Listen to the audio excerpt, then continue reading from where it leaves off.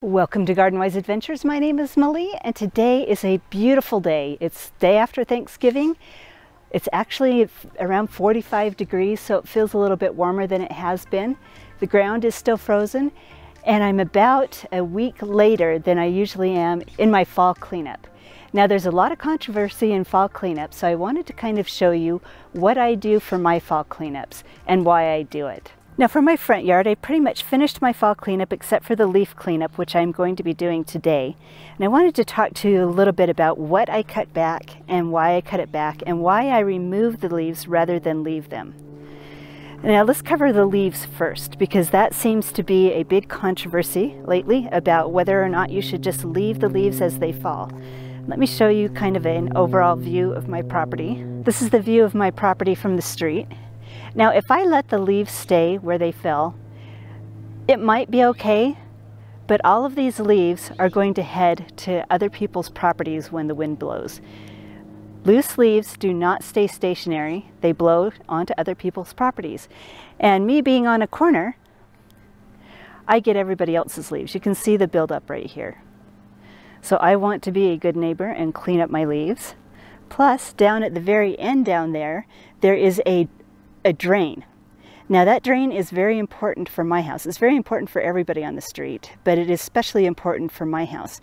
When it snows, if that drain is clogged with leaves, the water backs up to my neighbor's property and it backs up to my property to the low spots, and we get ice puddles. Well, we get ice rinks right there in front of where the cars need to go in and out.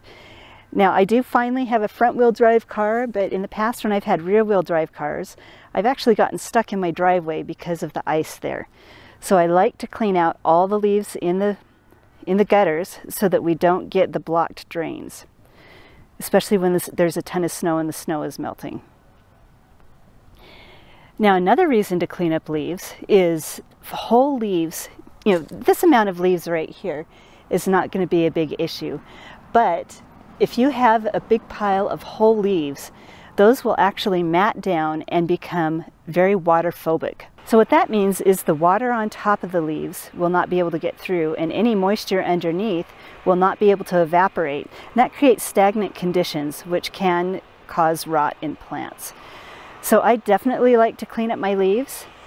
I don't bag them. I put them in my compost pile and use them for compost. And I use a lot of compost, so I like to have as many leaves as possible. And then the last thing is I really like a clean look over the winter. I'm not the type of person who likes to leave things messy. It gives me a little bit of anxiety. So if I have a clean property to look at over the winter, then I can look forward to spring rather than dreading it. It's especially important to clean up the leaves off lawns. All of these leaves will mat down. You can see they're starting to mat down a little bit already. And all the grass underneath these leaves will die. We might even have spots that are starting to yellow right now. I'm not finding any, but you know, right now we don't have as much here on this lawn. One way to clean them up, and it's a way that I'm going to utilize today, is to use the lawnmower. You can use the mulching attachment and just mulch everything into the grass, and that'll be really good for the lawn for next year. But as I said, I use a lot of compost, so the grass and the leaves that I mow up off the lawn today are going to be used in my compost piles. So now that we've talked about leaves, let's talk about other cleanup. I live in Utah, Zone 7, and so I do not do any pruning on any of my shrubs or any of my trees until the springtime. I don't want to spark new growth, and I don't want to open up wounds that are not going to heal over the winter because the plants have stopped growing. So the only things that I do cut back are anything that's going to be getting in my way, or if I have obviously diseased or broken branches that need to come down. Now right here we have some broken branches. This is why I don't like cottonwood trees. These are my neighbor's 3 cottonwood trees. And we had a snowstorm while leaves were still on the trees and got a lot of branches breaking down. But instead of being sad about this, I'm a little bit happy because one of my projects is getting these beds leveled. I've decided I like this configuration. This is the configuration I'm going to leave them in. These are new Vijayga beds that I put together and was trying to figure out where I liked them. But what I need to do is dig out the bark here a little bit, and we're going to start filling them. I won't put any soil in them this year. I'll do that in the spring. But I've got leftover cardboard right here that I'm going to put in the bottoms. And then I can use those branches that fell off the trees and put those at the bottom here. Now I could also use the leaves that I clean up and put them in here, but I'm going to be using those for compost instead, and I'll fill these up with soil next year. Now another thing that I've done already for fall cleanup is my garden beds. I took everything out. The only thing that is left is my calendulas, which I'm going to pull out today so that I can get the leaves out of here. But the calendulas stayed green for a long time, and I wanted them to set seeds. And they have set some beautiful seeds. So all of this will go in my compost pile so that we can have volunteers for next year. But from my garden beds, I pulled out all of the veggies that will not grow over the winter, which is most of them. I added some compost. You could see some piles here, and I'll go show you my compost pile. And then I put straw over the top of them to mulch them. Now, I'm going to think about it, but I may possibly add some of the chopped up leaves and grass in these beds also. You know, my compost beds are going to be pretty full this year. I've collected a lot of yard waste, and I have some leaves left over from last year, and we'll just see how many leaves I get from this year. Then we'll see how full the beds are before I decide that. Now, the grape leaves are ones that I am going to actually throw away. This is my Swenson red grape right here, and it had a disease called anthracnose, and I'll see if I can find a picture of what the grapes looked like and what the leaves looked like. But anthracnose is not a good disease to have for grapes, and I don't want to risk spreading that, so we're going to be raking up these leaves and throwing them in the trash. I already cut my rosemary back. I usually don't cut my rosemary back until early spring, but I wasn't able to get my wheelbarrow through here, and so I cut it back a little bit. And then I've made sure during the dry spells that we've had, because we've had some dry spells in between freezing, and I make sure that this gets a good deep water at least once a month, you know, if it's dry. These are my compost bins and the piles that I've already started. This is all new stuff. I've already emptied this bin out completely and then started throwing yard waste in here. This is all the yard waste that I collected from this year, and there's some old leaves that I'm going to add to my compost. And this bed is almost done. I used all the compost from this bed, and all of that compost was sifted into here. Let me show you what it looks like when it's sifted. I just used my homemade sifter. It's kind of ghetto, but it's a good sifter. It works well. Pull out the leaves out of here and show you what the compost looks like. And this is what the compost looks like after I'm done sifting it. It's gorgeous compost. It's mostly leaves from last year, and it really does take my compost piles only 1 year to look like that, and I only touch my compost once a year. I have some videos up on the top. You know, I've done videos almost every single year about making compost, so I'll link one of those to show you how I make it. But the trick is keeping it moist. This is a sprinkler head that covers this pile and this pile, but it doesn't touch that pile. So this pile is where I collect things. It does not decompose. And these two piles are where everything decomposes and becomes beautiful, rich compost. So this last little bit here is going to be used to help make next year's compost. So I'm going to put that in the wheelbarrow. That's going to be part of my job today. And then we'll be ready to fill this up with leaves. Normally the leaves completely fill all of my bins and go up to the top of this fence here.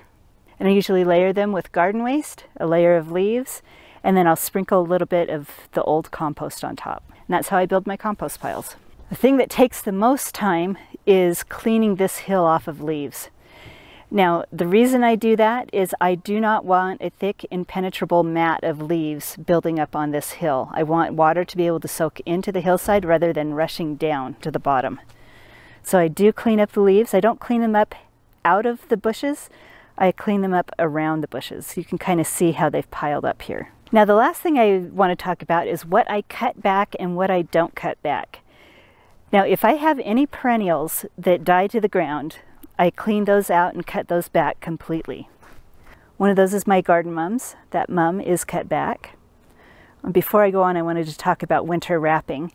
This is my pawpaw tree, and in the past it has been surrounded by my little devil nine bark right there, the dark bush. I transplanted it from over here last spring, but I had cut it all the way to the ground the year before, and in that year this tree ended up getting winter burn. Now winter burn is where this, if you have a thin barked tree or a young tree that's facing south or west, which this one is, both south and west, the sun will heat the bark up and cause the sap to flow again and become liquid rather than frozen. And then at night, when the temperatures fall, it will flash freeze and swell, and then you get splits in the bark. And that's winter burn. And so this ended up getting winter burn.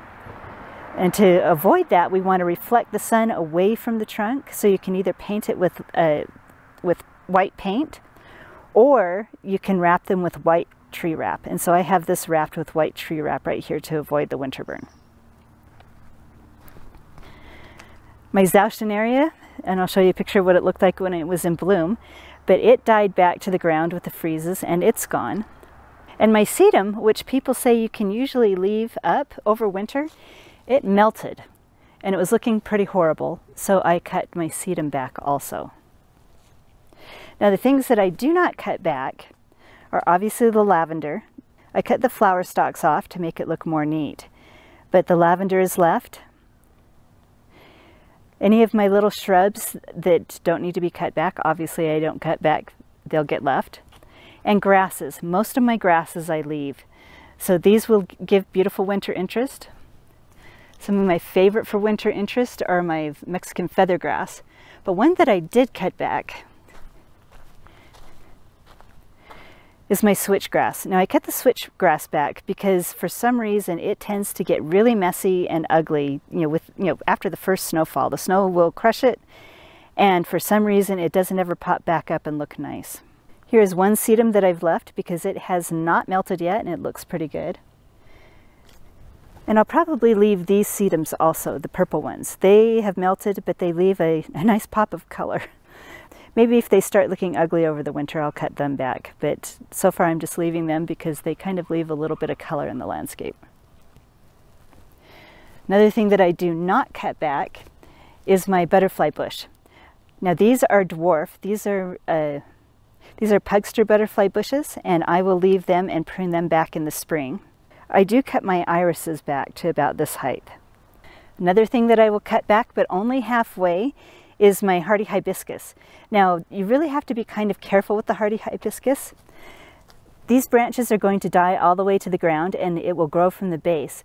But from what I've heard, there is a chance of these branches going hollow. So if you cut them all the way back to the base and they go hollow, you could actually get water in them and have them split down at the rootstock. And we don't want that to happen. So I cut them to this height in the fall so they can be tidy. And then I cut them all the way back in the spring.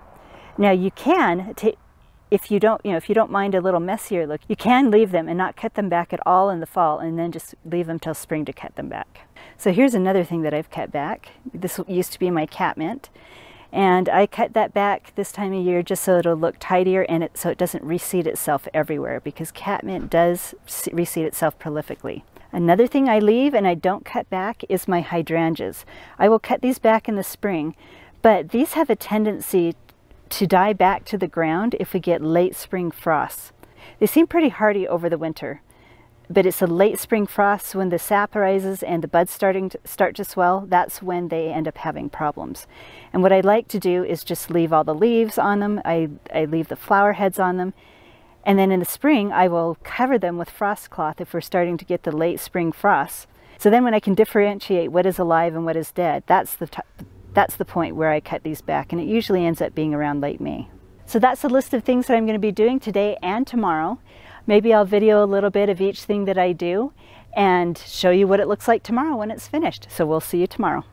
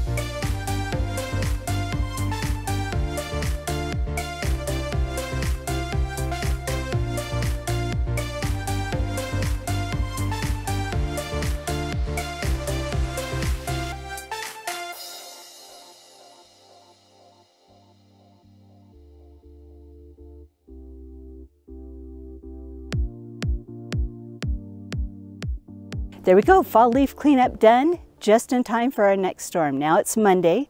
This cleanup has taken me about 11 hours over the course of 3 days, and that was just the leaf cleanup. It was kind of large this year.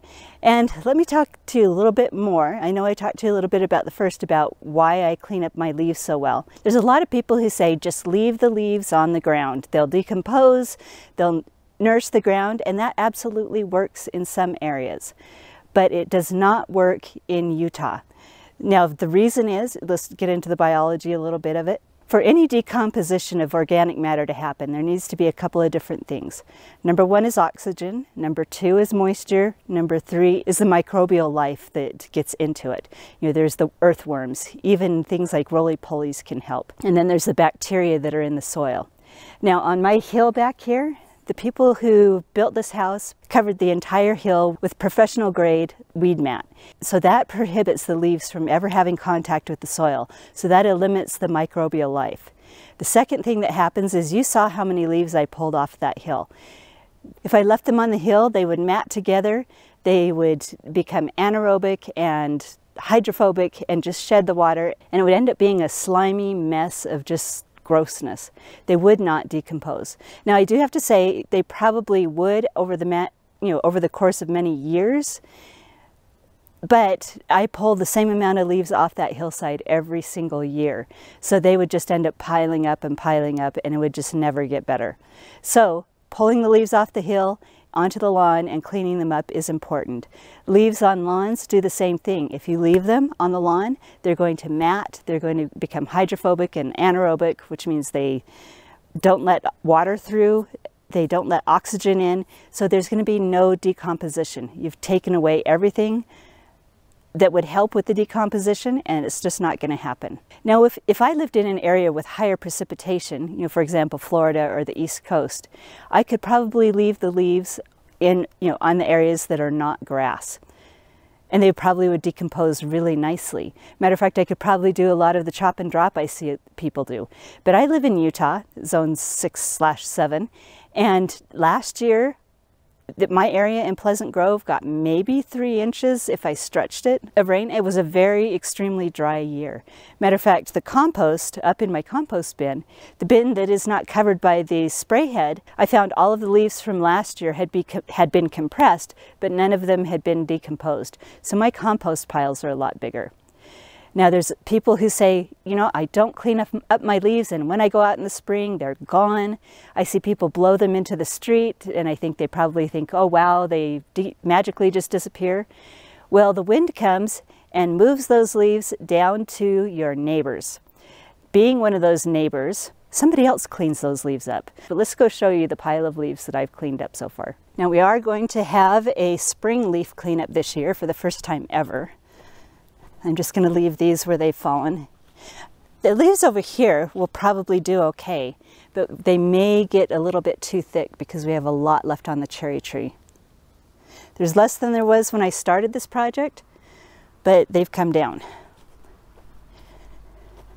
So this is all the leaves that I cleaned up, plus all of my garden waste. We're going to have snow and rain and all sorts of stuff come through the next couple of weeks, and that's going to compress these down and start the decomposition process. We'll get the water in there and they are going to start to decompose. Now, because I add water to these 2 piles, by summertime, we'll be able to put all of this into one compost bin. That's how fast they decompose. And I do not turn them. The only thing that I do is have that little spray head water them. Now, it is buried right now, so it can't do any watering. But by the time it's time to turn on the sprinklers, these will have compressed down enough that that irrigation head will be exposed. All of the sticks and twigs are in my beds. Now I didn't level them because I realized that next year I'm going to have to add irrigation to these beds. So right now, the sticks in the cardboard are just going to be stored in here. They'll get rain and snow on them, but that's okay. We'll pull these apart, level the beds next year, and add the irrigation. My lawn and hill is all cleaned up. It looks so nice. We blew the majority of the leaves out of this area. My front yard is clean. Don't know if you can see it, but that's how full the storm drain is already. And this is where all the leaves that you don't clean up ends up if your neighbors don't clean them up for you. So now I hope I've encouraged you to clean up your leaves and your garden debris if you haven't done it already. Or if the leaves haven't already been snowed on and frozen in place. And I would like to hear your thoughts. Maybe I'm a little bit too anal about leaf cleanup. Maybe I'm not. I don't know. What are your thoughts? Do you really clean up your leaves? Do you feel like it's a problem if you don't? Do you live in an area where the leaves don't decompose? I'd love to hear your thoughts. Now, if my videos have been helpful to you, I hope you like, subscribe, share them with your friends, and go have a wonderful garden adventure.